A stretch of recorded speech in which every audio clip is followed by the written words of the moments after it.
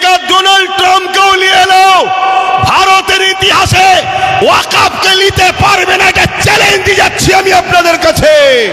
এই জমিনের উপরে ইতিহাস তৈরি করে দিয়ে যায়, কখনো ইরা কারো কাছে মাথা নত করতে সেখানে সংখ্যা কম হতে পারে, অস্ত্র নাও থাকতে পারে, রাজ পাওয়ার নাও থাকতে পারে, ব্রিটিশকে তাড়াবার পিছনে 90,000 প্লাসের মধ্যে 3 ভাগের 2 ভাগ আমাদের জান দিয়ে আছে। ব্রিটিশ কিভাবে চালাতে হয়েছে ওটা আমরা খুব ভালোভাবে জানি, তাই সাদা চামড়া তাড়িয়েছি, এবারে কালো চামড়াকে চালাবো। কিন্তু আমাদের ঘরে জানতে হবে ওয়াকফটা কি, এটা জানতে হবে। এই ওয়াকফ হাজার হাজার বছর ধরে চলে আসছে সমাজের বিকাশের জন্য, মুসলিম জাতির উন্নতির জন্য। তারা তাদের মেহনতের উপার্জনের অর্থ সম্পদকে আল্লাহর রাহে দান করেছে। সেই সম্পদ টোটাল ভারতবর্ষে অনেক খাতা কলমে পাওয়া গেছে 27 লক্ষ বিঘে সম্পদ। কত?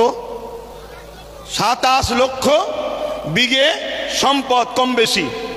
এই সম্পদ কি কাজে লাগবে? জিনেরা দান করেছে মসজিদ, মাদ্রাসা, ঈদগাহ, খানকা, কবরস্থান, এক কথায় মুসলিম জাতির কল্যাণ। এটা কোনো অন্য কোনো সম্পদ নয়, এটা সম্পূর্ণ ধর্মীয় ও ব্যক্তিগত সম্পদ।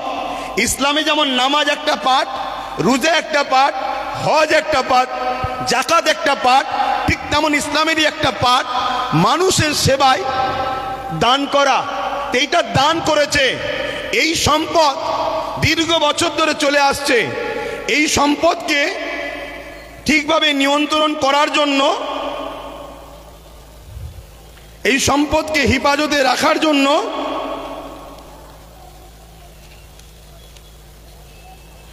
সর্বপ্রথম ভারতবর্ষে 1954 প্রথম একটা আইন তৈরি করা হয়। কংগ্রেস পিরিয়ড চলছিল। তাদের কাজকে আমি খুব একটা খারাপ বলবো না।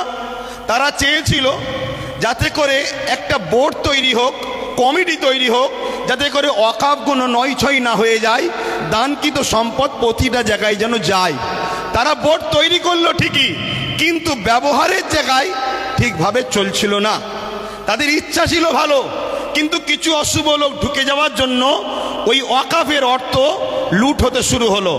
তারপরে এই ওয়াকফকে 1995-এ আরেকবার সংশোধন করা হলো। সেই সংশোধনে আরো সুন্দর করে যাতে করে এই ওয়াকফকে হেফাজত করা যায় তার জন্য ব্যবস্থা করা হলো। এরপরে এই 77 বছর আইন তৈরি হয়েছে, ওয়াকফ হেফাজতের জন্য বোর্ডও হয়েছে, সুন্দর সিস্টেমও হয়েছে। কিন্তু দুঃখের বিষয়, যারাই নেতৃত্বে যায়, যারাই দায়িত্বে থাকে, তারাই সরকার আন্ডারটেকিং, সরকারের নিয়ন্ত্রণের লোক যায়। তাই 77 বছর ধরে কম বেশি সব গভর্নমেন্টই এই ওয়াকফের টাকার মধু করে। বিগত 10 বছরও কেন্দ্রে যে সরকার আছে সেও ওয়াকফের টাকার মধু খেয়েছে। কিন্তু একটা প্রশ্ন, হঠাৎ করে এই ওয়াকফকে কেন আইন করে নিজেদের কবজায় নিবার ষড়যন্ত্র করছে, এটা আমাদের ভাবতে হবে। এই জায়গাটা হলো পয়েন্ট। তার আগে আমি আপনাদের বলি, আমার রাজ্যে যিনি বর্তমান সরকার আছে, আমার রাজ্যে যিনি বর্তমান ক্ষমতায় রয়েছে, ইনি সাচার কমিটির রিপোর্ট অনুযায়ী আমাদেরকে কি ওয়াদা করে এসেছিল, ইনার আগে যে বাম সরকার ছিল সেই বাম সরকার নাকি 20,000 কোটি টাকা ওয়াকফ সম্পত্তি লুটপাট করেছে। অতএব আমি যদি ক্ষমতায় আসি মুসলমানদের ওয়াকফ উদ্ধার করে দেবো, এটা বলেছিল না বলেনি? হাত তুলে বলবেন বলেছে না বলেনি? হাত তুলে বলেন বলেছিল না বলেনি? এই ওয়াদা করেছিল। আরো অনেক ওয়াদা, 10,000 মাদ্রাসা, ফুরফুরা শরীফের রেল, ইটা সিটা বাড়িতে বাড়িতে, মানে দুনিয়া যা ফেঁকেছিল আমরা মূর্খর মতো নিয়েছিলাম। ওটা ছেড়ে দেন, আমি একটা টপিক নিয়ে আলোচনা করছি। তাহলে ইনি বলেছিলেন উদ্ধার করে দেবো, কিন্তু উনি এসেছেন 2011, আজকে 24, দীর্ঘ 13 বছর প্লাস হতে যাচ্ছে। কিন্তু দুঃখের সাথে বলতে হয় একটা সম্পদও উদ্ধার হয়নি।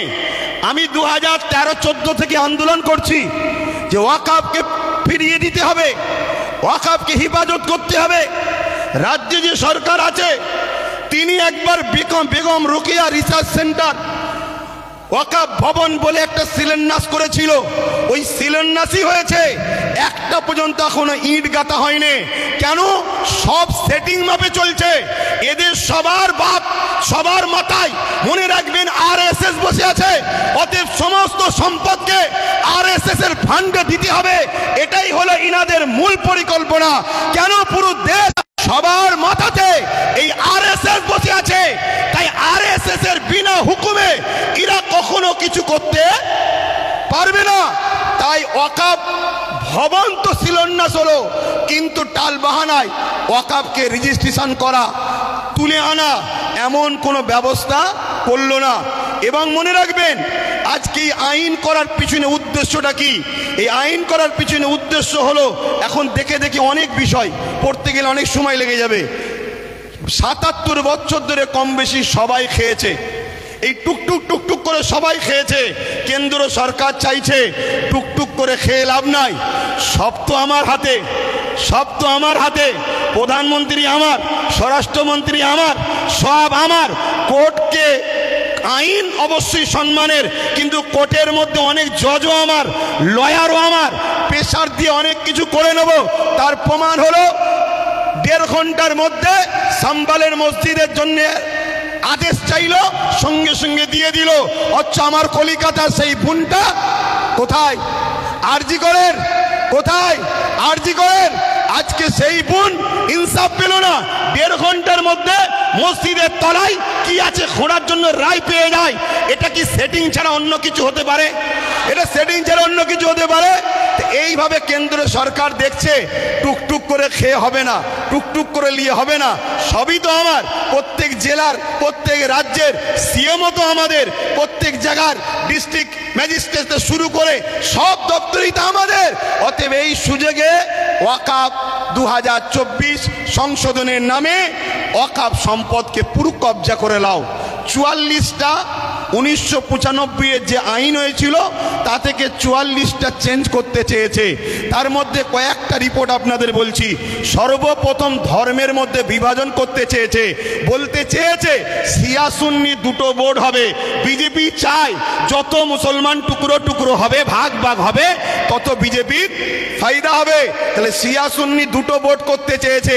যারা বলে এক দেশ এক ভাষা এক ভোট, তারা আবার হঠাৎ করে ওয়াকফকে দুটো ভাগ করছে কেন? আমাদের